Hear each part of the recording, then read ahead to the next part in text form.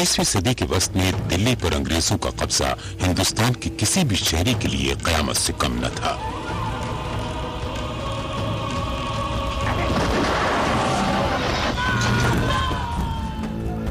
लेकिन खास तौर पर यहां बसने वाले मुसलमानों के लिए इस अलमिये का एक और नागुज़ीर पहलू कहीं ज्यादा फिक्रंगेज था।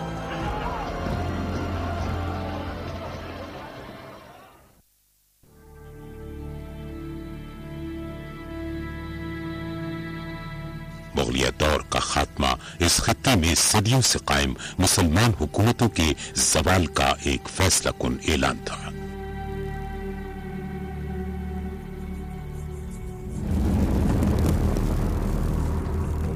मुस्लिम उम्मा के सियासी और समाजी हालात हिंदुस्तान से बाहर भी अबतर होते चले जा रहे थे।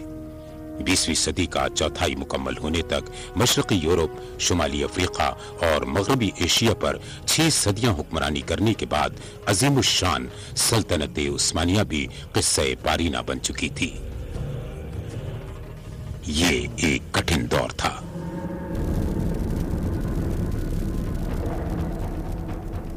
लेकिन अगर कौमों का उरूज किसी मुस्तकिल कैफियत का नाम नहीं तो अहले दानिश भला कब तक किसी सवाल के ज़ेरे असर रह सकते हैं। कहा जाता है कि बका और कामयाबी की हर जंग कलम से शुरू होती है।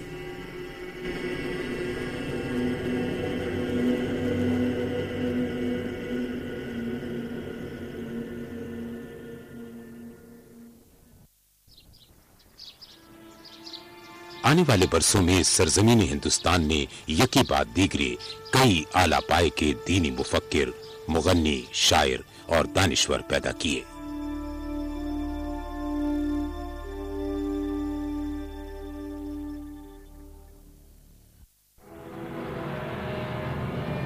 सन 1922 हिंदू मुस्लिम फसादात हुए। इस दौरान स्वामी शरदानंद नामी एक इंतहा पसंद की तहरीक जोर पकड़ गई।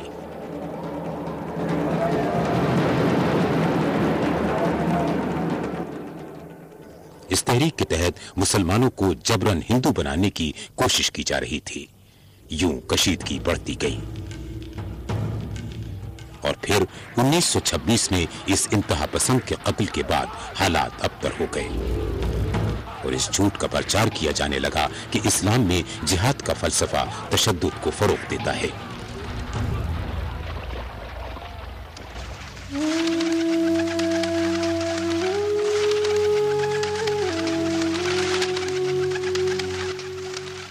इस मुहिम के खिलाफ मौलाना मोहम्मद अली जौहर ने एक बार जामा मस्जिद दिल्ली में जुमे का खुतबा देते हुए इस ख्वाहिश का इजहार किया कि काश कोई शख्स इन झूठे इल्जामात को इस्लाम के तसव्वुर जिहाद की सही वजाहत करते हुए गलत साबित कर दे।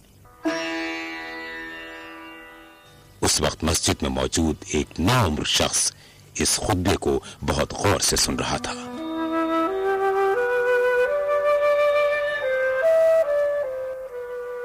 दीन इस्लाम की मोहब्बत से सरशार गैर मामूली मुदब्बराना सलाहियतों के मालिक इस नौजवान को लोग उस वक्त सैयद मौदूदी के नाम से जानते थे। तो मौलाना मौदूदी कहते हैं कि मैं उस वक्त नौजवान था, 24 साल का। तो मैंने सुना तो उन्होंने जिस कर्ब से ये बात कही तो मैंने सोचा क्यों ना मैं ही ये कोशिश करूं। और 2 माह के बाद उन्होंने अल जिहाद फिल इस्लाम लिखनी शुरू कर दी। यह खास लम्हा एक बहुत बड़े मुफक्किर के बनने की इब्तिदा थी। इस तरह बहैसियत मुसन्निफ 1927 में उन्होंने अपनी पहली किताब अल जिहाद फिल इस्लाम मुरत्तब की। इस किताब में मौलाना मौदूदी रहमतुल्लाह अलैह ने ये बताने की कोशिश की है अगर तलवार से इस्लाम फैलता पूरा बनसगीर मुसलमान होता। उन्होंने जिहाद के तकाजे क्या हैं, जिहाद की शराइत क्या है, जिहाद की जरूरत क्या है, इन सब चीजों का अहाता किया। मौलाना सैयद अबुल आला मौदूदी की फिक्री काविशें अगले चंद बरसों में हिंद से मिस्र तक बसे हुए बेशतर मुसलमानों के लिए मिशल राह बन गईं।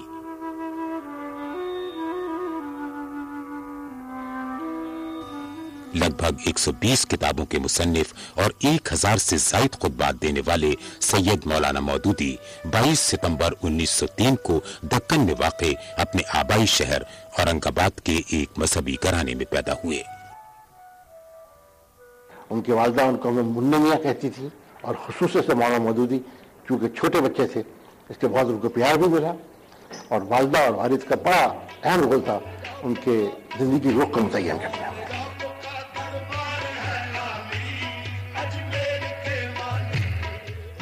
صوفیاء کرام سے میل ملاپ ان کی معتبر بزرگوں کی روایت رہا۔ حضرت خواجہ قطب الدین مودود چشتی، چشتیہ سلسلے کے بانی، ان کی اولاد جو تھی وہ مودود ہونے کی وجہ سے مودودی کہلائی، اور ان کے سلسلہ چشتیہ کہلایا، وہ ان کی اولاد تھے۔ اس ہمارے ہاں سارے خاندان میں سب لوگ یہی کام کرتے چلے آئے۔ زندگی کے ابتدائی 11 برس تک وہ اپنے والد سید احمد حسن کی زیر تربیت رہے۔ ان کے والد ایک وکیل تھے، نامور وکیل تھے، لیکن پھر ان کی دینی زندگی میں ایک انقلاب آیا اور تصوف کی طرف وہ خاصے مائل ہو گئے۔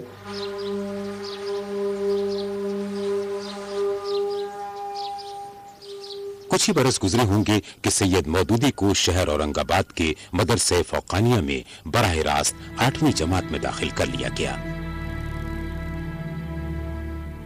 ان کی تعلیم و تربیت میں ایک جید معلم نے بہت اہم کردار ادا کیا۔ مولانا عبدالسلام نیازی صاحب سے چونکہ ہمارے دادا کے بہت تعلقات تھے، اس لیے ہمارے والد نے انہی سے جا کے علم حاصل کیا، ان سے منطق، فلسفہ، علم الکلام۔ یہی وجہ ہے کہ ان کی جو تحریر میں منطق اور اس فلسفہ اور وہ بہت مضبوط ہے۔ اور ان کے بارے میں مشہور تھا کہ وہ انتہائی سخت استاد تھے، اور کوئی طالب علم ان کے پاس زیادہ دیر نہیں ٹکتا تھا۔ 1914 میں انہوں نے ثانوی درجے کے تحت مولوی کا امتحان پاس کر کے دارالعلوم حیدرآباد میں داخلہ لے لیا۔ تھوڑا ہی عرصہ گزرا تھا کہ والد پر فالج کا حملہ ہو گیا۔ اپنے والد کی تیمارداری کی خاطر انہیں دارالعلوم چھوڑنا پڑا، لیکن اس مختصر دور میں وہ اردو کے علاوہ عربی، فارسی اور انگریزی زبانوں پر دسترس حاصل کر چکے تھے۔ یوں لڑکپن ہی میں انہوں نے ایک صحافی کی حیثیت سے اپنی عملی زندگی کا آغاز کر دیا۔ 1920 میں والد صاحب کے انتقال کے بعد وہ دلی آ گئے۔ پھر دلی میں الجمعیت جو اس وقت مسلمانوں کا سب سے اہم پرچہ تھا، مولانا مودودی اس کے ایڈیٹر بنے، اور اس زمانے میں جو ان کے مضامین ہیں ان سے اندازہ ہوتا ہے کہ کتنی میچورٹی اس زمانے میں ان کی تھی۔ آپ تصور کیجئے کہ مولانا ابوالکلام آزاد، حسرت موہانی، محمد علی جوہر، ظفر علی خان، بہت جائنٹس موجود تھے صحافت کی دنیا میں، تو اس دور میں مولانا مودودی نے صحافت کا اپنا آغاز کیا۔ یہ دور وہ ہے کہ جو پوری دنیا کے اندر نظاموں کی کشمکش کا دور ہے۔ ایک طرف مغرب کا تہذیبی سرمایہ دارانہ نظام، دوسری طرف مشرق سے ابھرتا ہوا سوشلزم، کمیونزم کا نظام۔ اس لیے مولانا مودودی نے جب اسلام کو اثر نو پیش کیا اور نئے استدلال کے ساتھ پیش کیا تو اس کو نظاموں کی کشمکش میں ایک نظام کی حیثیت سے پیش کیا۔ کچھ اختلافات کے باعث وہ 1927 میں اخبار الجمعیت کی ادارت چھوڑ کر واپس دکن چلے گئے۔